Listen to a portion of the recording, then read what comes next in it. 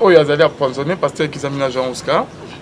En tout cas, le pasteur Kizamina Kibila, Aza papa pour Nabiso, Namusala Oyo Sambango, nous autres. Le lot, Tongato Bengabasa Lansambete. C'est-à-dire, il y a des gens qui sont passés pour nous casser cela, enfin, qui va nous Baya. C'est quelqu'un qui a fait un grand travail. Nambo Kanabiso, nous les connaissons tous. Il a servi Dieu. Nambo Koyo. Toyebi. En tout cas, ça fait mal. Il y a comme on a bilo quoi bouiller.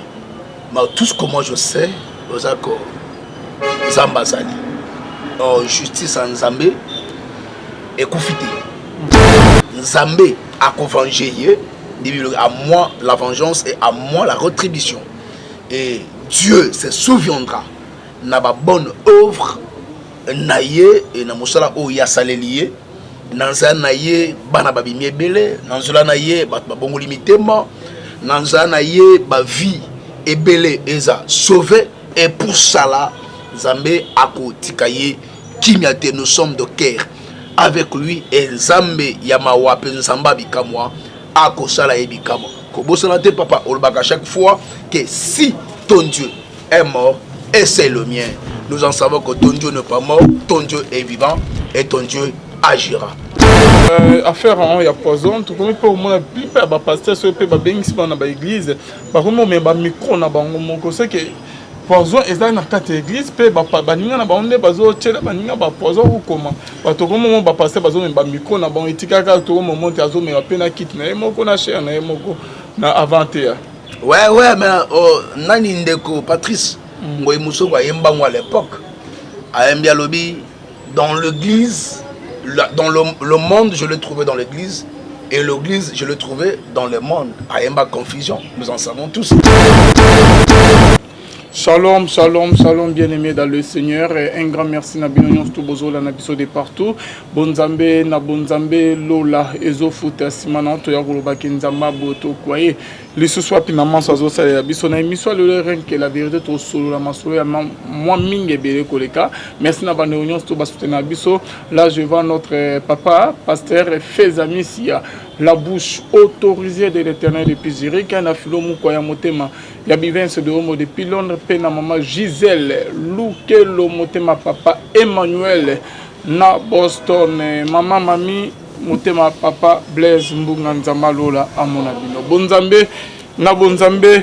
Yesunde Moussou qui s'est bien aimé dans le Seigneur et les mains ne trouvent jamais toujours la carte à informer bino tozali na pasteur David to mekempe kosola masolo moi mingi belé ko bien aimé dans le Seigneur les kamwa poison et côté na carte église corps du Christ ezo kenewa pi Johnny Kamande ozinga corps du Christ ezo kenewa pi bien aimé dans le Seigneur poison et côté na kati église bien-aimé. Bon autant qu'on a ba vidéo ya Caleb Tukebana nenga lobi que il a été empoisonné ce qui plus de 3 fois bien-aimé dans le Seigneur et na bande koyo ba yebité et bien-aimé dans le Seigneur et bon utaki peu comme papa ya Moïse Mbi ndenge azaki empoisonné ce qui plus de 5 fois.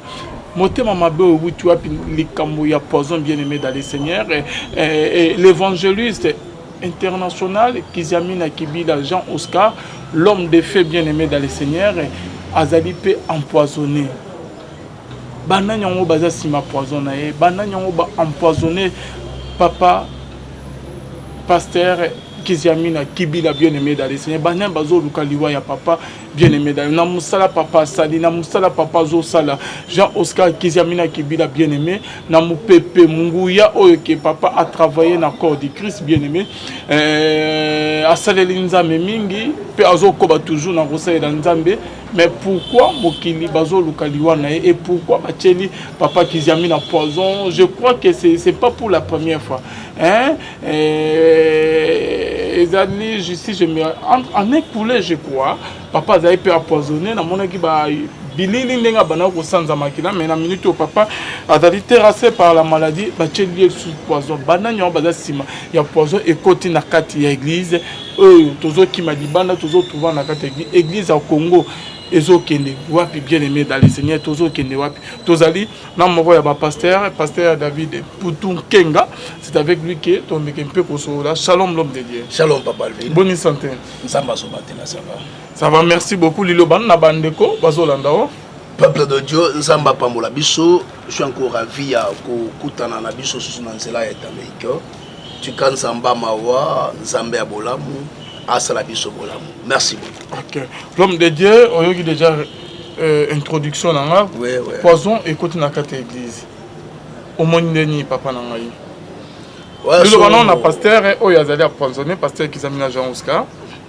En tout cas, le pasteur Kizamina Kibila aza papa pour Nabiso na musala oyo sambango nous autres le lot tongato benga basala nsambete c'est-à-dire il y a des gens qui sont passés pour na ko kasonzela enfin que ba mususu baya c'est quelqu'un qui a fait un grand travail na mboka na biso, nous les connaissons tous. Il a servi Dieu na mboka oyo toyebi. En tout cas, ça fait mal. Il y a comme on a bilo quoi boye. Mais tout ce que moi je sais, c'est que Zamba Zali, justice en Zambé, et Koufité. Bible dit, on ne se moque pas de Dieu, car tout ce que l'homme aura semé, il le moissonnera. C'est pour dire que Zambé a vengé, à moi la vengeance et à moi la rétribution. Et Dieu se souviendra.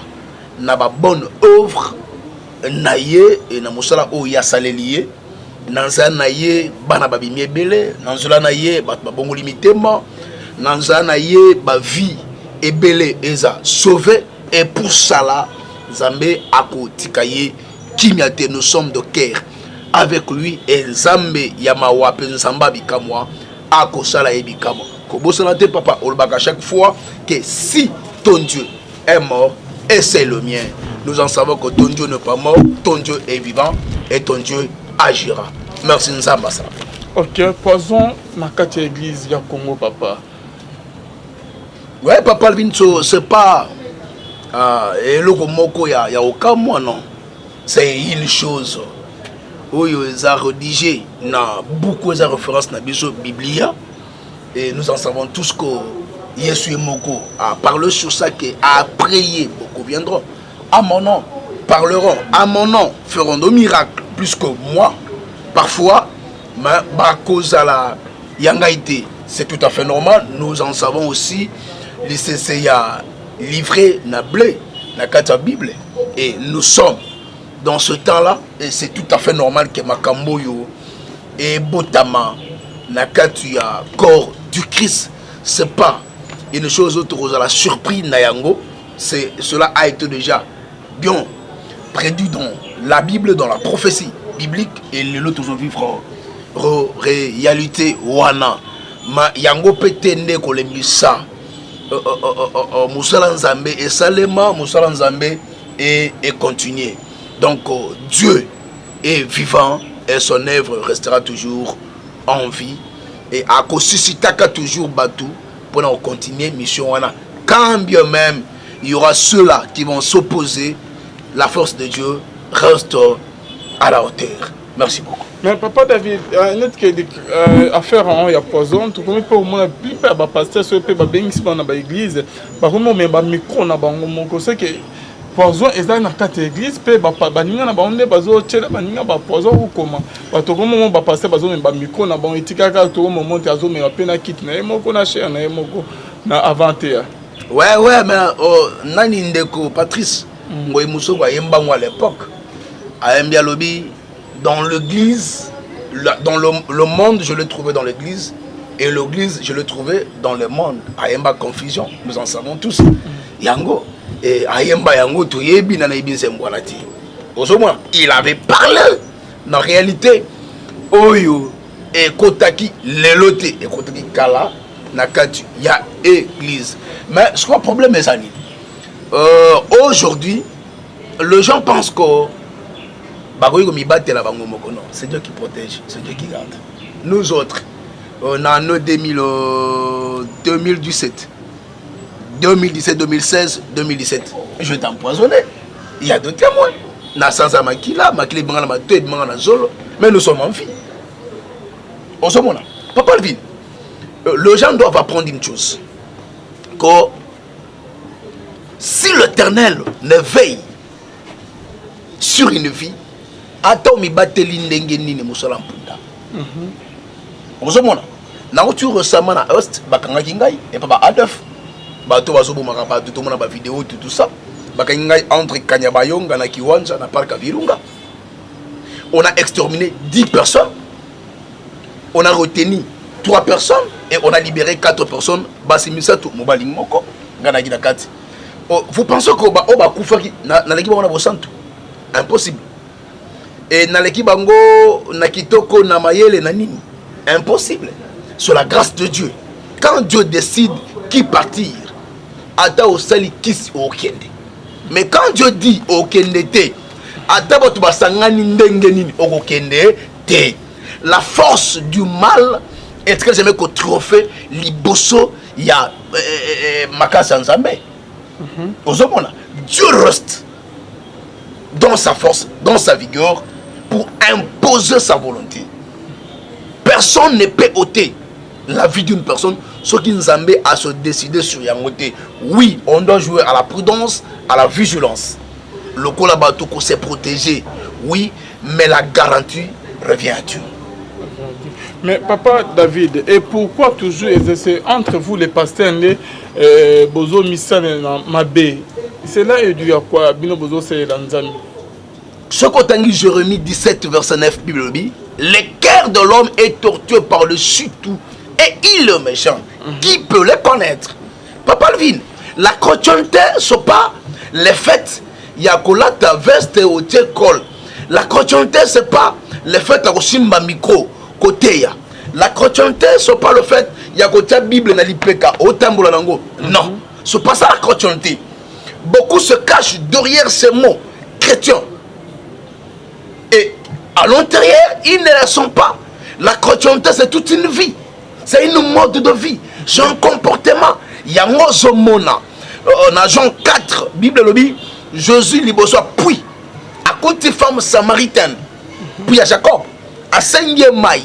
Femme samaritaine a répondre à Christ à l'Obi.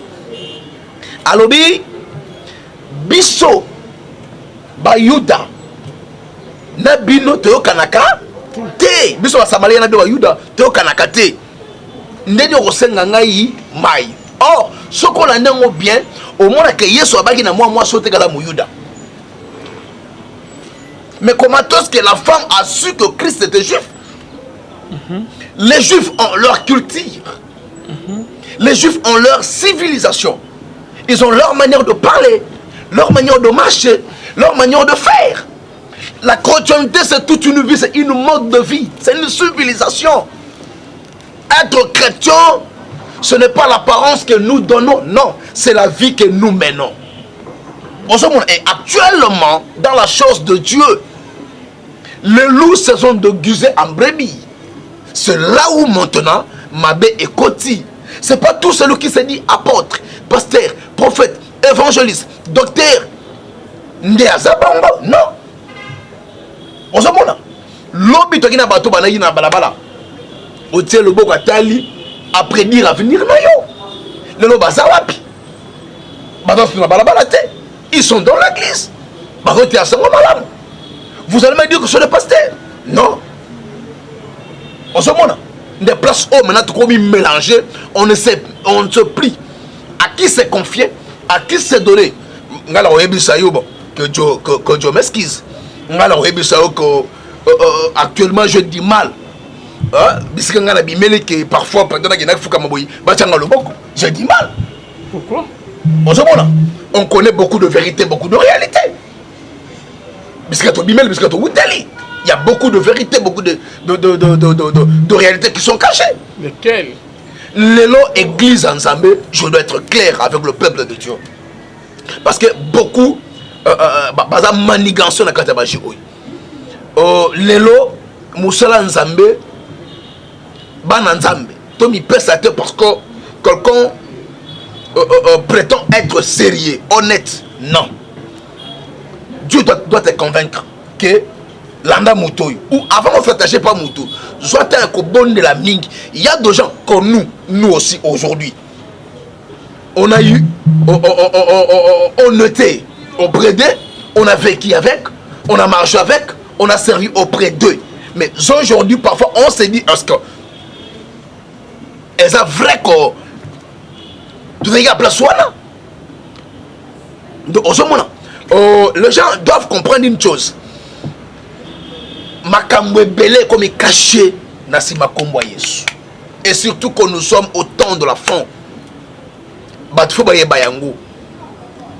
Les anges du ténèbre se sont déguisés en anges de lumière. Ils parleront comme des brebis. Ils marcheront comme des brebis. Mais en réalité, ce ne sont pas des brebis, des loups ravisseurs. De la réalité, et koti lelo nakatua musala ya nsambe. Mutema ya mutu e bombi makambo ebele. Moya mutu aye bango eza te. Actuellement, l'envie est continue à 4 accords du Christ. Oh, il y a Dingika Avara Lokola Muninga, Aleka Muninga, Amatela Muninga. Moutalimo philosophie, il y a médiocrité à salité. Or, ce que tu ne critique bien, à part le don, il y a le talent que Dieu a distribué à Batou Nabatou. En ce moment-là. Et autres définir, mesure, il y a grâce aux Zambés à Sélélimoutou. C'est pas que tout le monde sont appelés à devenir pasteur. Tout le monde sont appelés à devenir président, ministre. Non. Bah oui, c'est Basali. Basali Kwanga Basali. Bah Kumbi Poussou Basali. Au ce moment-là. Mais Moutou, ben ami putain, Moussou Beta Balé. Lui s'est dit, t'es un gars Beta Balé, t'es un ministre. Avec qui m'a destin naïe pour embrasser destin Moutou Moussou. Et tant qu'on compte la réalité, on a écouté dans Nango. Et ça, la réalité, on a bien qui Nangote. Et Arolinganin a utilisé force moko. Il y a Libanda pour maîtriser le domaine wana avant d'évoluer. Na kati la force Libanda va kota bonganga. Na kati la force Libanda va être maïla mabé. Escroquerie ainsi de suite. C'est de là maintenant Moutou a fait là. Sacrifice sa bongo et kote nanzela naye. Il faut étouffer. Parce qu'on a poisson côté makamwe belé et côté nakati il y a vie courante lelo y compris la vie chrétienne oyoto bengani. Donc c'est ça la réalité oyo et côté. Merci beaucoup Papa David. Tout le monde a étape point au côté na oyami balé bikamu ya délivrance tozo kenewa pi na makamu ezo sama na délivrance et pas na bino ba pasteur. En fait, Papa Alvin, la délivrance, c'est une réalité. Et la délivrance, elle est biblique. Mais ce que le problème est, la manière de délivrance est salémé là. Vous avez des problèmes, yangoana. Les gens pensent parfois que nous devons aller à l'église. Pas tout qui avant de délivrer, non. La délivrance, c'est une procédure. C'est tout en procédure. Comment est-ce que quelqu'un peut être délivré? Des vrais problèmes, yangwana. Et ça, c'est comme le lobby. Non, non. La guérison, c'est autre chose. Moutano Bela, Biki, c'est autre chose. La délivrance, c'est autre chose. Comment ça? On se comprend? La délivrance, c'est autre chose. Yesu Liboso, il y a ndeko adai liboma fou. Ouais. Asenye nae. Ouais. Abimisa milimo eza kati nae abwaki wana bangulu. Eza ki délivrance te? Là il a délivré la personne na oppression moko songolo paka. Mais il a été délivré c'est différent même. Là c'est la délivrance. C'est différemment na moi je souffrir na maladie à perte de sang. Mais il a été aussi 12 ans. Il a été guéri, non? Guéri. Vous comprenez? Il y a la guérison. Quand vous parlez il y a la délivrance, c'est toute une... c'est tout un procédure. Hein? C'est toute une procédure par rapport à la guérison. Donc ce qu'il y a, aux anamili mabe et que pasteur, le processus, il y a délivrance pour être guéri. Voilà. Dans la guérir, on a délivré dans une minute. Nazo pour expliquer. Ok. Dans le domaine, il y a guérison. Il va autobenga la guérison miracle, la guérison divine. Guérison miracle, la guérison, c'est la maga instantanément. Une fois avec action, quelqu'un est guéri de son mal. La guérison divine, et ça, et la guérison intervient progressivement. Comment ça? Tout ce qu'on a dans la Bible, papa. Hein? Tout ce qu'on a dans la Bible, non, mais comment on a un problème, ailleurs qui a de délivrance au bi qui sait. On peut essayer de délivrance. Non, il faut m'aller, mais pour. Non, pas Yesu. Non, on peut se dire pas Yesu. Exemple, non, on peut se dire pas Yesu. Abonder pour la moto, un avec. Qui ne voyait pas. Paf! Avec la monnaie. A tout le monde, au mon ami. Abi, nazo mona battu le quoi banane. Banzete. Vous comprenez? Ça ne veut pas dire que la guérison a raté. Non, non. Jésus devrait encore recommencer le travail. Vous comprenez? Après, c'est de là que la personne était guérie totalement de son aveuglement. Dans la chose de Dieu, on doit beaucoup parler sur ces choses ici. Pourquoi? Parce que les enfants de Dieu, ebele, baza roule na malinité moko songolo pakala. Entre guillemets, ya basala nzambe, ba vrai tout ba faux, nzambe kana yebi. Na bango moko. Domaine ya miracle. Et dans domaine à motité. Quand tu trouves un pasteur faiseur de miracles qui se tape la poitrine, disant que c'est lui qui a fait, en tout cas, tu as doute dans le miracle.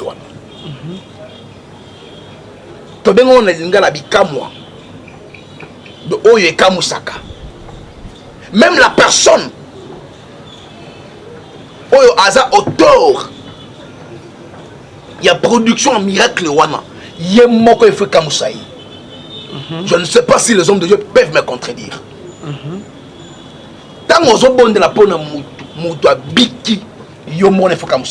même si c'est les macs, il faut comme ça. Moi, c'est comme ça que ça arrive. Quand cela se produit et comme ça, et ça me fortifie encore de s'attacher à Dieu, de suivre encore Dieu, de servir encore Dieu. Et ça me fortifie pour comprendre que j'ai encore Dieu avec moi. Mais quand un homme de Dieu, miracle, est commis le col de l'eau à boire, il ne vit, il n'est pas étonné à ça. Crois-moi que ce miracle a une source autre que la divinité. Là, ce n'est pas Jésus qui est à l'auteur. Parce que c'est lui qui guérit, c'est Dieu. Quand bien même tu as reçu le don, mais celui qui guérit, c'est Dieu. La force à Dieu. Il a dit, je serai derrière ta parole. C'est moi de qui serai là pour accomplir. De yo lobby, soyez zamba quotité accomplissez mes actes. Soyez zamba quotité guérir actes. Il y a une force qui doit accompagner cela. Et cette force, c'est Jésus-Christ. Sans lui dans la chose, il n'y a pas de production de miracle. Maintenant, dans la délivrance, il faut pourquoi aujourd'hui ma cambouézé m'a bé surtout la catégorie. Pourquoi? Nous sommes de pasteurs dans les églises. Nous dirigeons deux églises où il y a des croyants non convertis, où il y a des serviteurs non convertis, des gens qui ne sont pas convertis. Tout ça pourquoi? Parce que ça s'attache plus na don ya guérison au lieu basala musala ndenge et longo bani ko salema. Comment est-ce que la délivrance intervient dans la vie d'une personne?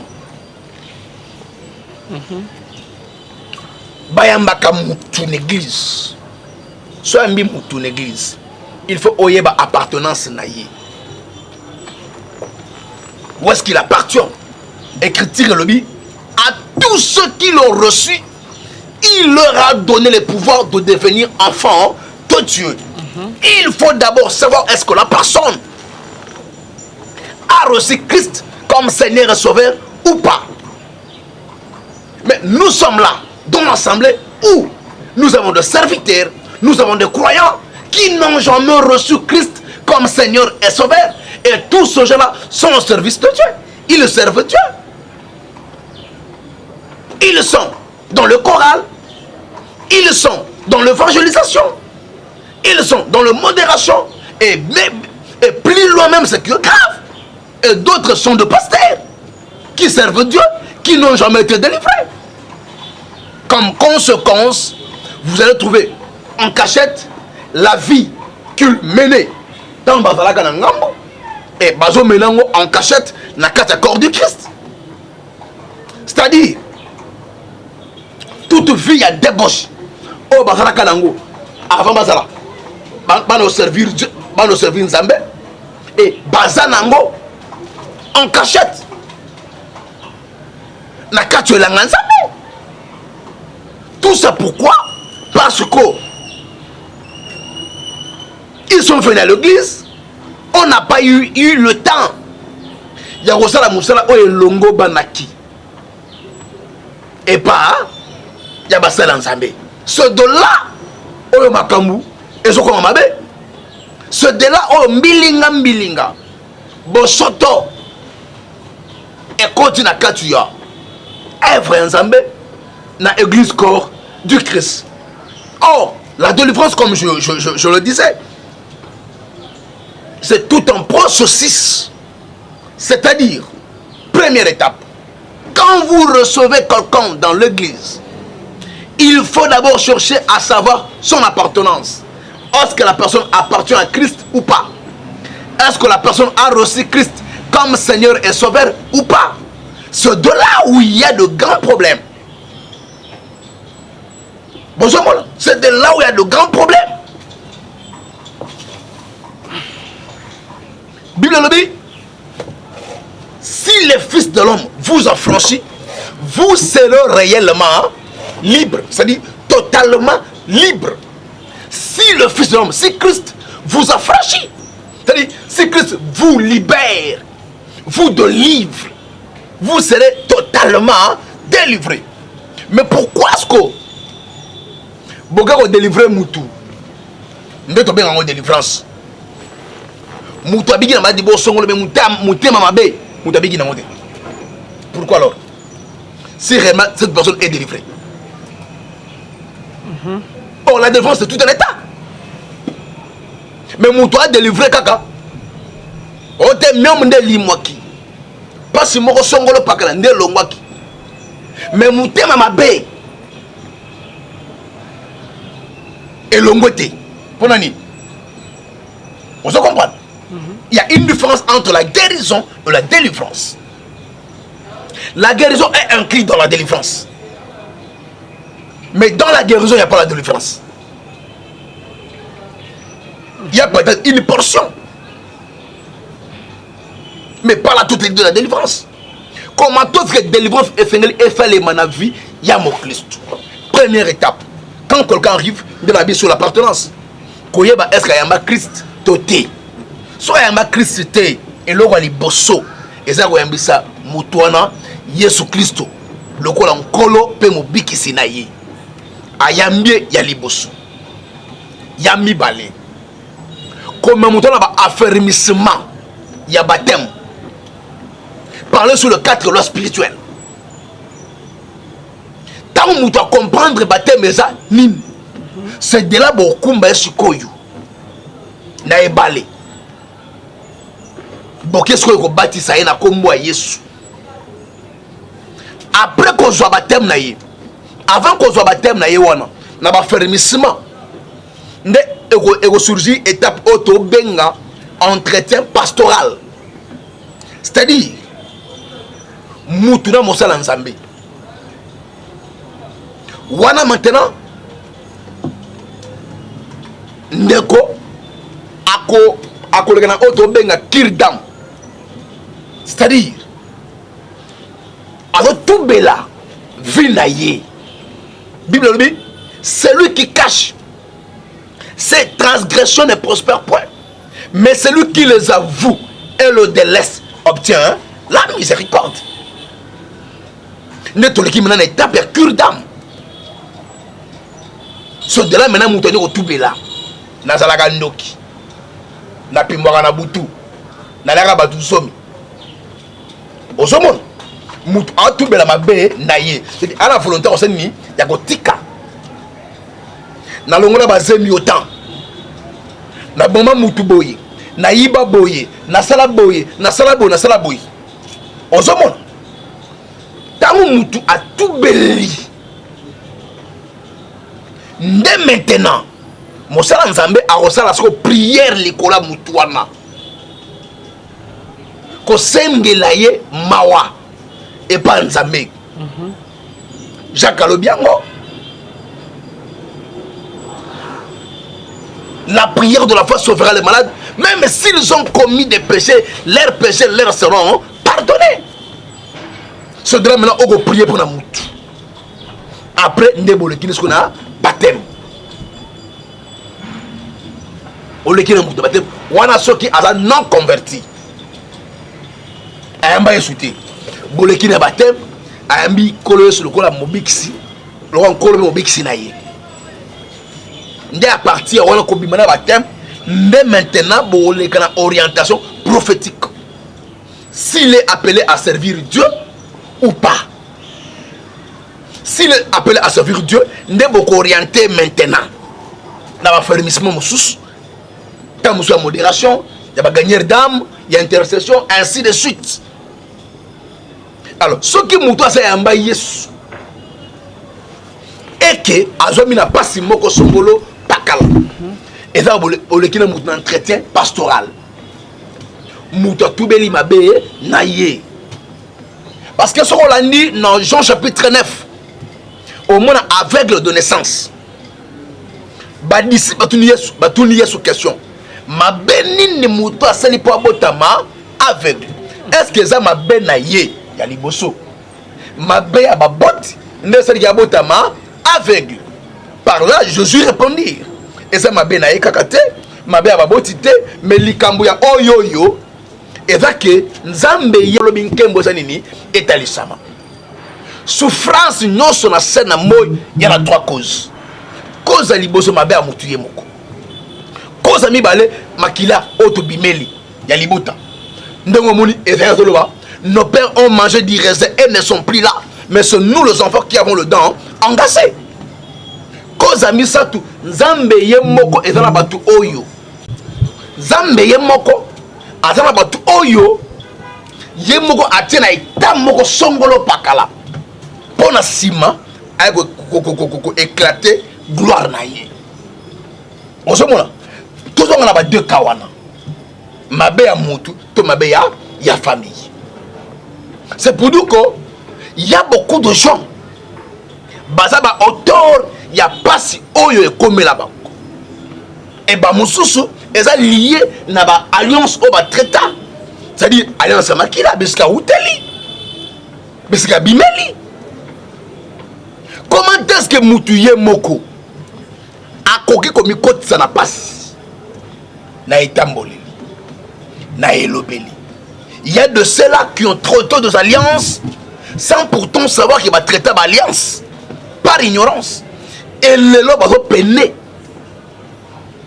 vont vivre parce que il y a une alliance au bango va traiter na ba individu moussous sans le savoir. Il y a beaucoup de réalités.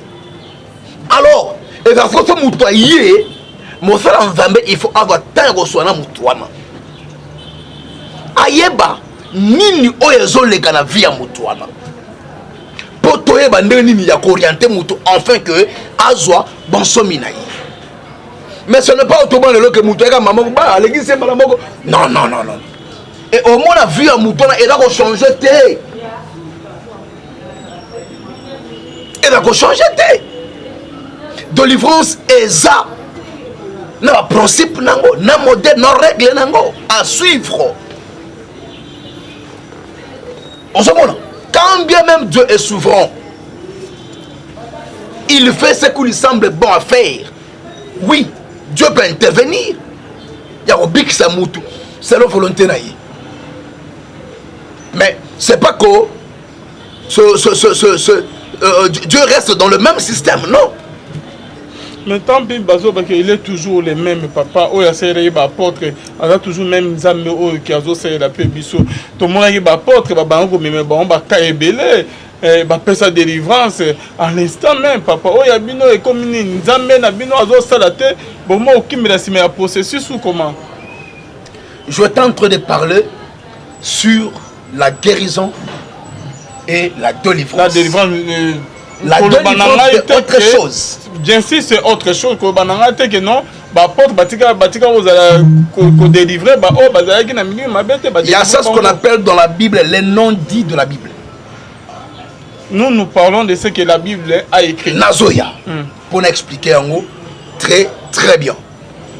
Au moment de la conversion, il y a Paul. Saul, comme Paul, apôtre Paul. Nanzela Damas, dans la lumière à quoi et ainsi de suite. Qu'est-ce que Dieu a fait? A orienté vers Moutou. Vers Moutou, orienté. Pour ça, il y a de délivrance à mise sur aveuglement. Et Moutou, comment se tenir, comment faire pour attendre à servir Nzambé. Il y avait un processus. C'est différemment dans la guérison. Là, c'est autre chose. C'est autre chose, Papa Alvin. Lorsqu'on parle de la délivrance, il y a la délivrance de l'esprit et la délivrance de l'âme. L'âme doit être délivrée et l'esprit doit aussi être délivré. C'est ça ce que les gens ignorent. Vraiment ce que les gens ignorent. Il n'y a pas seulement que la guérison. Non. Tu peux être guéri d'un mal. Mais pas la délivrance. La délivrance fait tout en état. Ça se fait spirituellement et ça se fait dans l'âme et dans la chair. Tous ces trois compartiments de l'homme doivent être délivrés.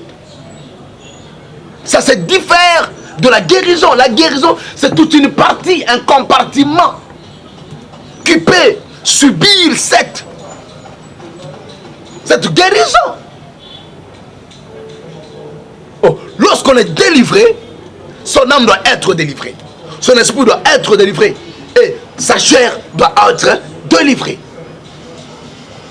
Yamozomona, Bilobi, ne marchons pas selon la chair pour ne pas, marchons selon l'esprit pour ne pas accomplir le désir de la chair. Or, si un homme n'est pas délivré, abanakotambola ndenge mosuni ezo kambaye, ndenge mosuni ezo memaye, ndenge mosuni ezo tambusaye. Mais quand l'homme est délivré, il ne marchera pas selon la chair, mais il marchera selon son esprit et son âme. C'est le travail que les hommes de Dieu doivent faire. Nous prêchons, nous prions. C'est bel et bien, important. C'est très bien. Mais lorsque nous sommes délivrés, c'est ça la question. Au moins, nous sommes Moutu alukaka nzambe mais motema mabe numéro 00 non le ba poison et continue à kata corps du Christ. Pourquoi? Parce que il y a de passer non délivré. Moutu avandi amenaye zalaka délivré. Parce que dans l'homme il y a trois parties. Il y a l'esprit, il y a l'âme, il y a la chair. L'esprit est supérieur à l'âme, l'âme est supérieure à la chair. Ne ozomona Yesu dans Matthieu 4, dans la 40 jours, 40 nuits, Bible dit, il fut emporté dans le désert pour qu'il soit tenté. Diable a ébissé, Zouali Passanini, Libanga Bongolango, Lipa. Jésus lui répondit, il est écrit que l'homme ne vivra pas seulement du pain, pas seulement du pain, c'est-à-dire que l'homme vivra du pain et de la parole. Le pain serve à la partie chair. Ce qu'on lit dans la macacité au salam, c'est la tête. Mais la parole, elle sert à la partie âme et à la partie esprit. On se voit, papa. Maintenant, l'âme et l'esprit ne mangent pas la même parole. L'âme, c'est la parole éducative ainsi qu'instructive. Et l'esprit, c'est la parole religieuse. Et comme l'esprit est supérieur à l'âme, c'est l'esprit qui donne les injonctions à l'âme. Et l'âme, à son tour, donne les injonctions à la chair. Voilà pourquoi l'homme, en réalité, c'est l'esprit. C'est la partie supérieure de l'homme. C'est la partie motrice, la partie qui donne des ordres. Afin que les autres parties acceptent, obéissent et agissent. C'est comme ça l'homme, de son vivant, doit tout faire afin que son esprit soit délivré. Si l'esprit de l'homme n'est pas délivré, il sera habité par un autre esprit, qui est l'esprit de Dieu. L'esprit de l'homme aussi, il reçoit des injonctions provenant de l'autre esprit. Nous avons l'esprit du bien et l'esprit du mal. L'esprit du bien qui est le Saint-Esprit. Et l'esprit du mal qui est l'esprit du diable. Ce sont les deux esprits qui dominent, qui siègent dans l'esprit de l'homme, qui entrent en contact avec l'esprit de l'homme. Et si ce n'est pas l'esprit de Dieu qui entre en contact, c'est l'esprit du diable qui entre en contact. C'est comme ça, au moins, nous dit bien. Maramou changé. Pourquoi? Il est possédé, son esprit est possédé par un autre esprit. Mais si c'est l'esprit de Dieu qui domine, nous, maintenant, nous avons le même comportement. Il y aura une différence. Et l'obéli, et vendel, et tambol, il y aura une différence. Voilà pourquoi je disais que la chrétienté n'est pas un slogan. La chrétienté n'est pas un discours. La chrétienté n'est pas une apparence qu'on doit donner, qu'on doit prouver aux autres. Non. La chrétienté doit être une vie qu'on doit mener. Comment mener cette vie? C'est lorsque ton esprit est délivré, habité par un grand esprit qu'on appelle l'Esprit Saint. Qu'est-ce qui fait que mon imouta salimabe azoka azoko banayango? C'est parce que son esprit est habité par un autre esprit. Si c'est l'Esprit Saint qui habite dans l'homme, soit mon imouta salimabe, Esprit Saint esprit la langote. No au mona erolo banakata mutu. Pourquoi salinga boy?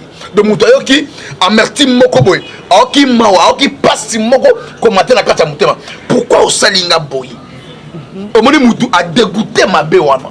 Mais tu trouves un homme de Dieu dans le mal. Il vit dans le mal. Il évolue dans le mal.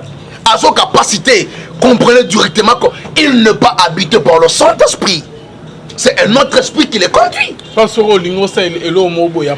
Toi-même tu te reproches. Oh, tu te reproches. Voilà.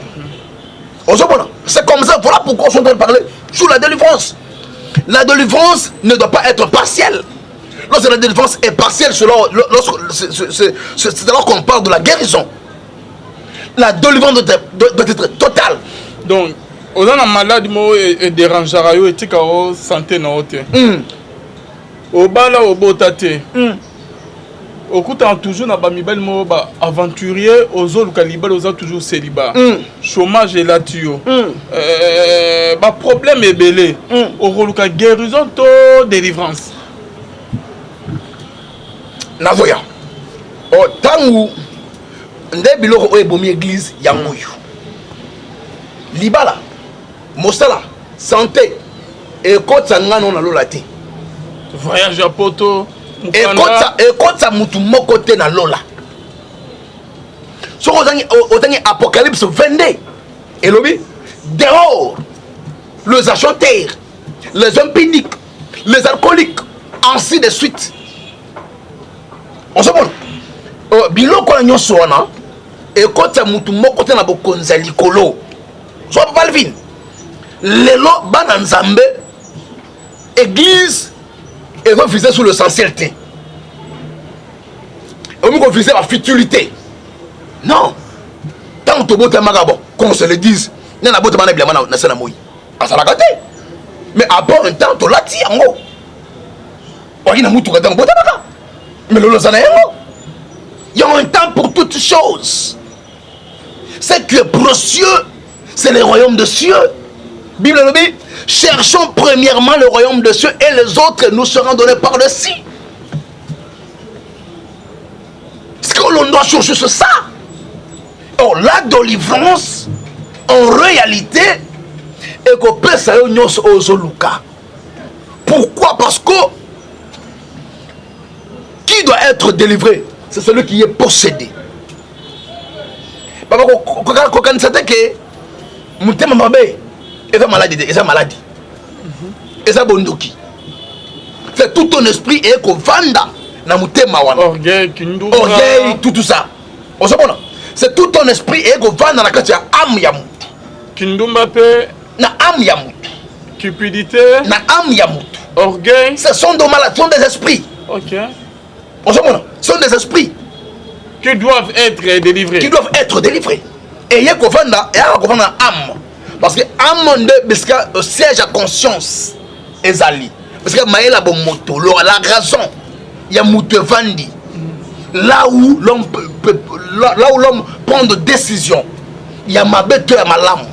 Ndebe sikawan et vandi. On se voit. Alors, ce que l'esprit est à dominer yango. Et bongoli mutumutema. C'est comme ça que même lui-même Dieu a endurci le cœur de Pharaon, qui avait accepté de libérer les Israélites. Mais Nzambaye a endurci mutema Pharaon a comme son libanga. Mutema Pharaon est changé à punir les Israélites à Bomaka Bango. Il a été possédé, animé par un esprit. Et ce bateau va se belé. Nakacho glisse. Et lorsque maintenant mon thème yo ok pour avoir passe bon bigisa lokolo est amol mais mon thème koto bondoki longote ce qu'il faut ça yebisa ngai mon thème bondoki et longote bino bigisa lokolo bondoki longote mon thème abe longote vous allez me dire que yeso ayi mutana kota lola impolitesse peut surtout mingi na mabala miko moi si à impoli envers mobile nae kozala dikolo nyonso eza délivrance wana sko ezani yabasi bolimbisa ngai yabasi eza mingi manque d'éducation. Voilà pourquoi je parle que l'âme se nourrit de la parole éducative ainsi qu'instructive. Les parents ne savent plus surtout na kini ao comment éduquer leurs filles.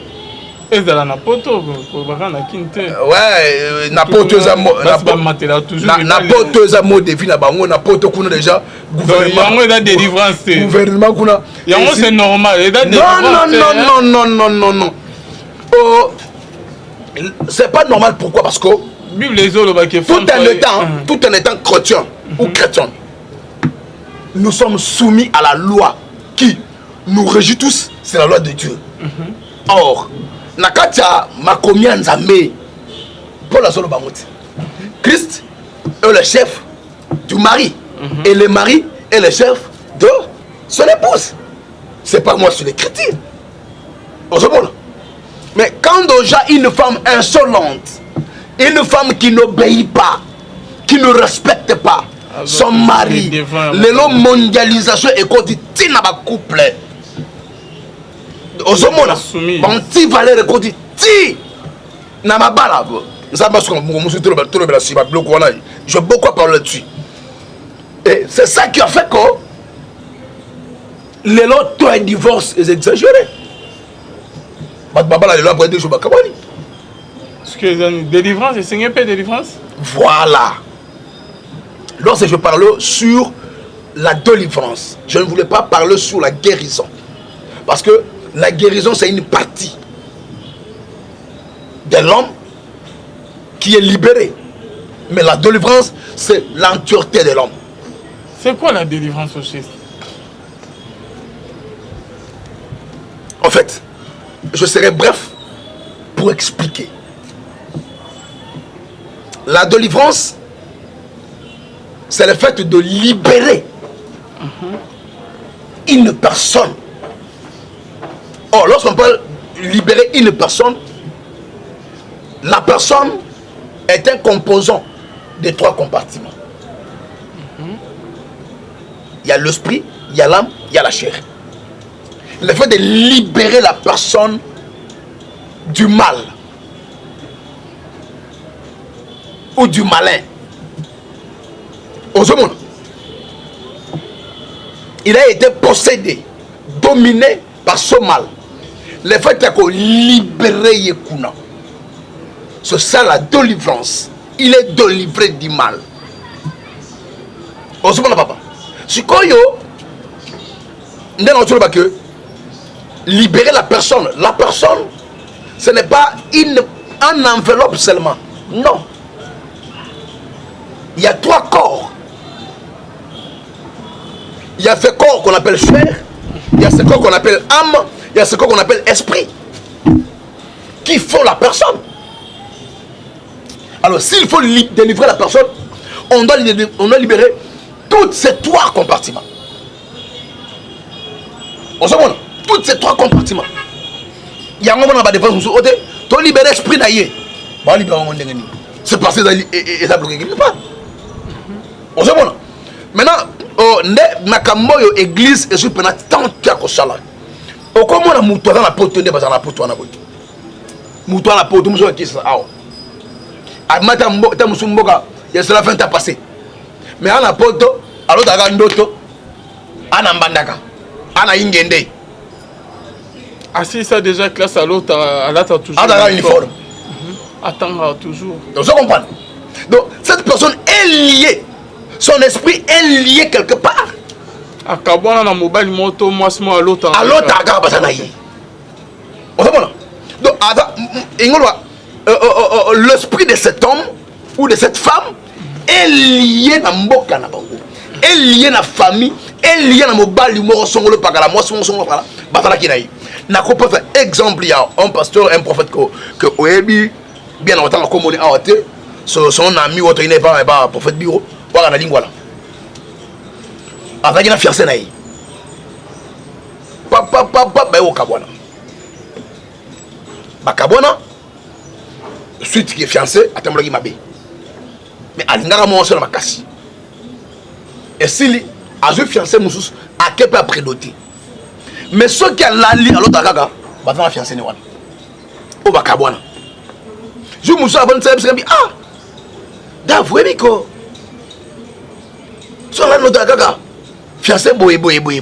La sœur Mélanie. Ma toi est bien été. Note de gaga y. Fait que tu vois la gaga y. Na c'est caillé. Ngabi poani, qu'est-ce que tu prouves? Habite mais bandoto ngabi. Faisant introspection. Zonga mizong c'est na kati. Banda ko talande bando vivre na yi. Est-ce qu'il n'y a pas eu des alliances entre Yonaye et Yamaloba? Disant peut-être que Boka n'a jamais. Que via Yonaye, si Boka t'a mabélé. Ah bien, oui. En tout cas, on te disait beaucoup de choses. Ah bien, voilà. Qu'il est la prière, boye. Briser l'alliance au monde. Et quand tu le parlais, il est parti, il a fait ça, alors dans mon soudé. Donc, ni ne s'est bah ça la pacte. Na moi si na maloba. Il y a un moment de Bible lobby, il y a ce lobby. Avant de parler, il faut tourner sa langue 7 fois. Car la vie et la mort sont au pouvoir de la langue. Au commencement était la parole. Les gens négligent la parole. Maman moko akina kosala kosoma bakimpuka na bakwanga wana na maluku na bibwa ayaka seli bakwanga tout seul c'est 4 bana bazukanga ba lima maleli est-ce que lima ma ya mona kanga ite pour so kutungai loko la blague ba ba yoki ba yoki eleki nango mikolo ake susu ake baso bakimpuka bakati na ngambo ambongo c'est que susu bazongi na retour à deuxième voyage londende na ibale mutu abotu bango ba ibama bango abotu agangi tika biso c'est là un problème de tika na les gars. Tout ce qui était là ont entendu une voix sortir de l'eau. L'on a un problème là yoté na yoté mika kotanga mbonge botu baluka batu babika maman na kenda libela monana te. La dame avait fait appel na elima ya mai sans pourtant savoir qu'à cela qui appelle. Mais n'a maloba. Oh, quand la parole sort et quand dans l'atmosphère, oh, dans l'atmosphère, il y a les esprits. Donc, la promesse, tout ça, il faut réfléchir avant de dire quoi que ce soit. Moi, si mon bali, oh, il y a le mur ont des oreilles. Ils ont des yeux. Il y a quelqu'un qui. Il y a des gens qui sont là, mais qu'on n'a pas parfois les yeux pour voir. Il y a les esprits, le monde, c'est le monde des esprits. Il faut contrôler sa parole. Il y a des gens qui ont fait des alliances comme ça là. Et aujourd'hui, bazo vivre. Nassé, il y a un prison. Et moi, je vais évoluer et que ça la tête. Non, je vais bon attention mobile et moussou. On a bien, après un temps, on va au Kabwana. Pourquoi alliance mogo est attachée à yé? On se bon. Or, ce que Moutoua Bongo, pour Abika, ils ont solo, il faut pas solo là. On va vivre Moutoua dans ma lame. Bon, Moutoua, mais ça va veiller. Que n'a pas la terre. Pour avoir un choc, moi, son le pakala. Ami laquelle m'a bien à vie. Et à autant mon abo tout wana. Ami pour moi dans l'ibala yemoko. Après un temps à céder. Pour une fois que tu as cédé. À côté de moutou moi son le pakala. Balingani. Mais à bon sani que ça tombe en hôtel. Où il réclame à Kaye Kago balati. Ndé va go voler à okangala moutou sous escroc. Pour bon bébé nakaka. Il y a une force de réclamation que réclamer. Et tant ou tant qu'on se réclamer, tant que nous comportement mobile wana, et qu'on se comportement mobile, comme mabé, comme on mabé, comme tant nous ndumba, il est en la tête à bendani or, force soit les réclamer. C'est comme ça la vie que non, la délivrance c'est tout un processus. Merci beaucoup, Pasteur David. Je crois que au Kobassima, deuxième partie de l'émission. C'est la fin de notre émission. Malobano, Yasuke, votre numéro de contact. Merci beaucoup, peuple de Dieu. Zamba Pamola, biso na sepeli ya kosona biso susu na nzela ya singa. Tuka nzambe ya mawa, nzambe na bikamo asala biso bolam. Tout ce que moi je prie dire au peuple de Dieu, l'important c'est le royaume des cieux. Jésus revient bientôt. Vous avez bien suivi la déclaration de Macron disant que la bête de l'avènement est là et elle arrive. Or, la bête ne peut jamais être là, ne peut jamais arriver sans pourtant que l'éléphant s'efface. Comprenez, toi Nathalie, toi Nathalie, préparons-nous pour recevoir l'époux. Zambalola, Apamola Bisso. Besoin d'un entretien pastoral, besoin d'une consultation, besoin d'une prière, plus 243 82 411 32 46. Merci beaucoup. Zamba Pamola Bisso. Merci beaucoup, Pasteur David Poutou. Merci Nabino Nyonso Boulani. Bisona John Azak Nasima Kamera, John Kamande. Merci Nabino Nyonso. Bonzambe, Nabonzambe, Lola. Les foot. Si mon nom est Rolobakin Zamba Boeto, croyez ce soir. Bye. Fait que tu vois la ganga na sekai. Ngabi poani, qu'est-ce que tu prouves? Habite mais bandoto ngabi. Faisant introspection. Zonga mizong sana na kati. Banda ko talande bando vivre na yi. Est-ce qu'il n'y a pas eu des alliances entre Yonaye et Yamaloba?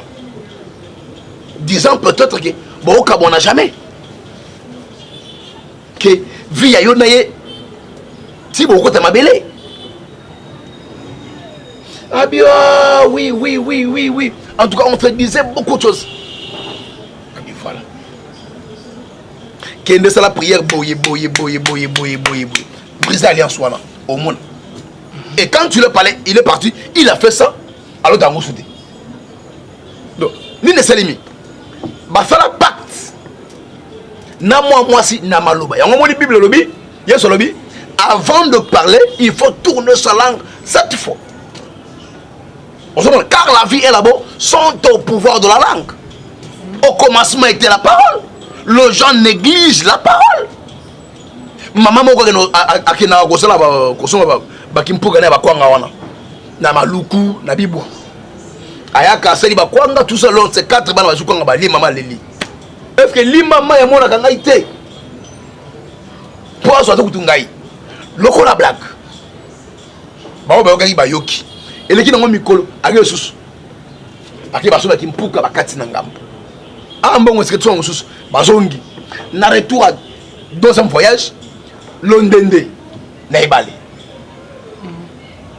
mutu abotu bango ba ibama bango abotu agangi tika biso c'est là un problème de tika na les gars tout ce qui était là ont entendu une voix sortir de l'eau l'on a un problème na yoté na yoté mika kotanga mbonge botu baluka batu babika maman na kenda libela monana te. La dame avait fait appel na elima ya mai sans pourtant savoir qu'elle qui appelle. Mais na maloba. Oh, quand la parole sort et quand dans l'atmosphère, oh, dans l'atmosphère, il y a les esprits. Donc, la promesse, tout ça, il faut réfléchir avant de dire quoi que ce soit. Moi, si mon bali, oh, il y a le miron des oreilles. Ils ont des yeux. Il y a quelqu'un qui. Il y a des gens qui sont là, mais qu'on n'a pas parfois les yeux pour voir. Il y a les esprits, le monde, c'est le monde des esprits. Il faut contrôler sa parole. Il y a des gens qui ont fait des alliances comme ça là. Et aujourd'hui, bazo vivre, nassé, il y a un prison. Et moi, je vais évoluer et que ça la tête. Non, bon, je vais bon attention mobile et moussou. Bien après un temps, on va bébé na okabwana. Pourquoi alliance mogo est attachée na yé? On se bon. Or, ce que moutou bongo pour abika, ezali solo, faut pas solo là. Oye ba via moutou na malamu. Ba moutou misala ba ve ke ngala ko bala te. Pour avoir un choc mo songolo pakala. Ami laquelle m'a bien à vie et à autant mon abo tutouana ami pour moi dans libala yemoko après un temps à céder pour une fois que tu as cédé à côté de moutou mo songolo pakala balingani mais à bosani que ça tonga hôtel où il réclame kaika ko balati ndé ba ko voler à okangala moutou sous escroc pour ba beba na kaka il y a une force de réclamation que réclamer. Et tant ou tant qu'on se réclamer, tant que on comportement mobile wana, et qu'on se comportement mobile, comme mabe, comme on mabe, comme tant que ndumba, il est en la tête à bendani or, force on les réclamer. C'est comme ça la vie que non, la délivrance c'est tout un processus. Merci beaucoup, Pasteur David. Je crois que au Kobassima, deuxième partie de l'émission. C'est la fin de notre émission. Malobano, Yasuke, votre numéro de contact. Merci beaucoup, peuple d'audio. Zamba Pamola, biso na sepeli ya kosona biso susu na nzela ya singa. Tuka nzambe ya mawa, nzambe na bikamo asala biso bolam. Tout ce que moi je prie dire au peuple de Dieu, l'important c'est le royaume des cieux. Jésus revient bientôt. Vous avez bien suivi la déclaration de Macron disant que la bête de l'avènement est là et elle arrive. Or, la bête ne peut jamais être là, ne peut jamais arriver sans pourtant que l'éléphant s'efface. Comprenez, toi Nathalie, toi Nathalie, préparons-nous pour recevoir l'époux. Zambalola, Apamola Bisso. Besoin d'un entretien pastoral, besoin d'une consultation, besoin d'une prière, plus 243 82 411 32 46. Merci beaucoup. Zamba Pamola Bisso. Merci beaucoup, Pasteur David Poutou. Merci Nabino Nyonsu Boulani. Bisona John Azak Nasima Kamera, John Kamande. Merci Nabino Nyonsu. Bonzambe, Nabonzambe, Lola. Les autres. Si mon nom est Nzamba Boeto, voyez ce soir. Bye.